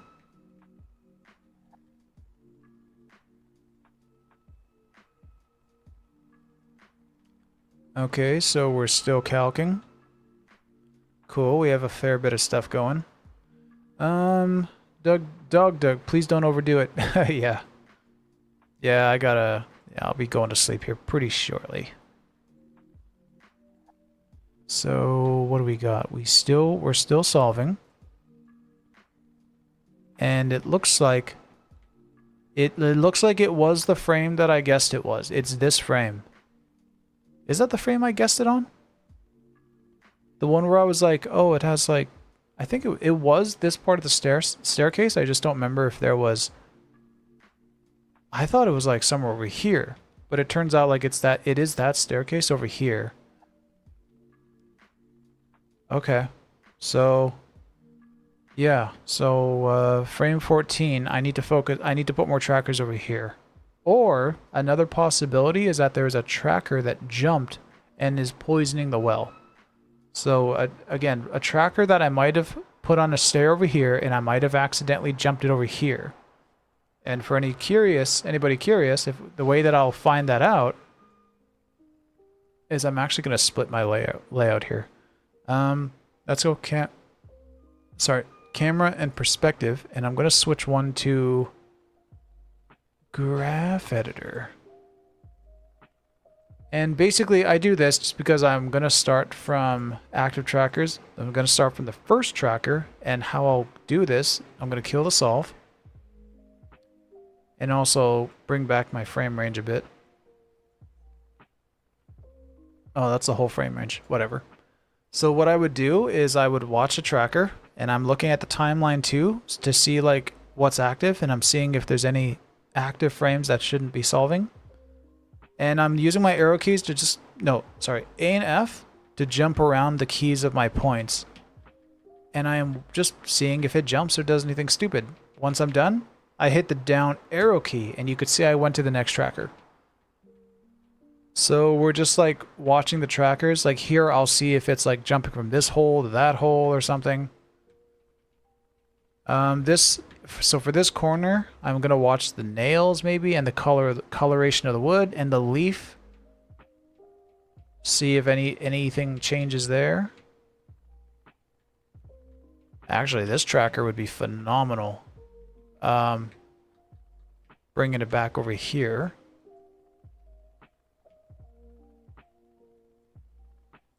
Do your streams, leave an archive. Yeah. Yeah. I'm looking forward to doing some more. I am gonna segment them. And it's basically just, the streams are basically gonna exist as a reference for me to like point people to, like, if somebody asks me, survey solved, do you have anything about it? And then I'm gonna say, hey, I did it in this stream over here, you can skip to this time or something, I don't know, or skim through it if you know. So yeah, I'm looking forward to doing some more. But yeah, so I'm not gonna check them all right now, but that's how I would do it. I'm just arrow key down, A and F to jump between the keys. And then seeing... Did I just find a bad tracker already? I did find... Here's... Oh! That's right. I moved this to the white speck. I guess I didn't do it to the first frame. Why did I not continue that one? Is that when I trimmed the frame range?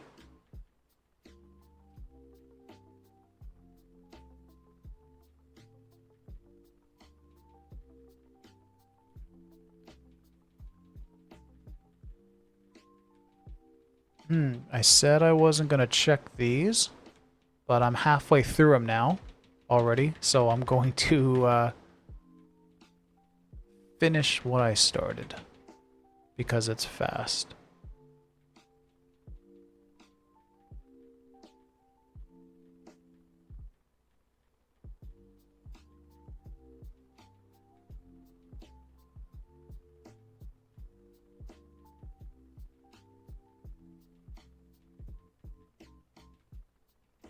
Sad thing is once I'm off here and I've like got up, I've done a stretch, I've moved around for a bit, I'm probably just gonna sit back down and play more Zelda for an hour. I'm gonna wake up briefly and then I'm gonna go and hurt my back sitting on my couch playing games.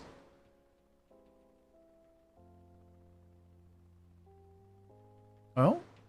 Oh, no, that's fine. This one's totally going to be fine, I remember.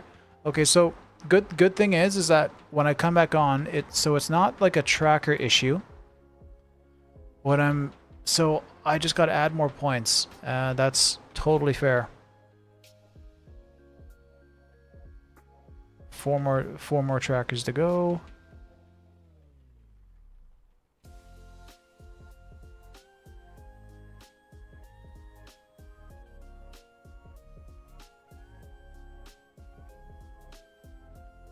Yeah, trackers are fine. So I just gotta add more trackers next time. So next time I do this, I'm going to finish this section and I am going to orient, I'm going to scale it, I'm going to... Oh, that's right. So there's something I'm missing out of the frames that I cut out, unfortunately. I think at some point I referenced...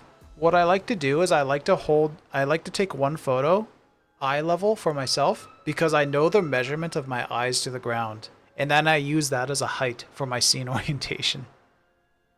So I'm probably just going to give it a pretty standard stair height when I scale. Doesn't matter. I don't need good scale for what I'm doing for this stuff.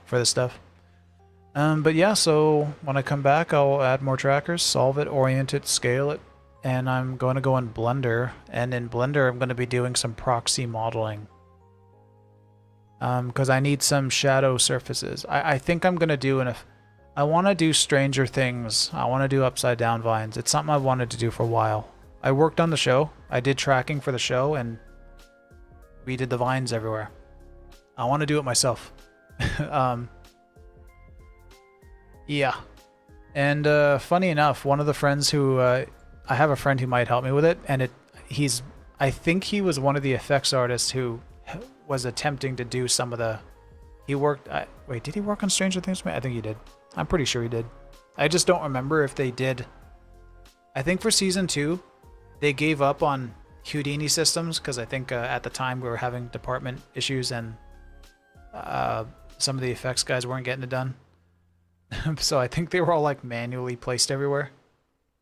But I want to try to do some procedural vines and stuff, and that's the effect I want to do to try and get my head back into VFX a little bit. Okay, well, anyway, I'm done. Doug, how old are you, if you don't mind? I am 28. 28 years old.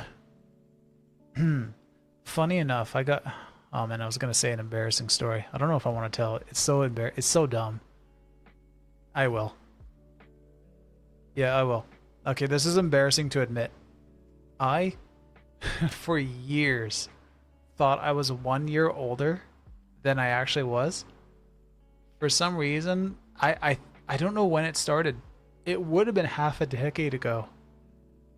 And I don't know how it got by. Like I'm just not seeing my age on any services I use.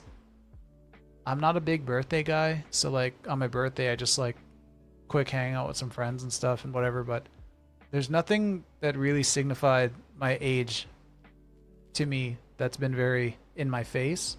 And I don't know what happened, but some year I apparently skipped a number and I went for years thinking I was 1 year older. And it's only like a few months ago that I realized I was 1 year younger. So yeah, I'm 28. Yeah. So that's a dumb fact about me. All right. Yes. Now, what's my? Is this my end stream one? Yeah. That's thank you for watching. All right. Cool. Well, anyway, thank you for watching. I'm probably gonna pick this up another night, whether it's tomorrow or the next night. I don't know. Cool. All right. Thank you for anybody who stopped by. I don't know who's still here. I just can't bring myself to check to see who's watching because self-conscious. But yeah, if anybody is here, thank you for sticking around. And later.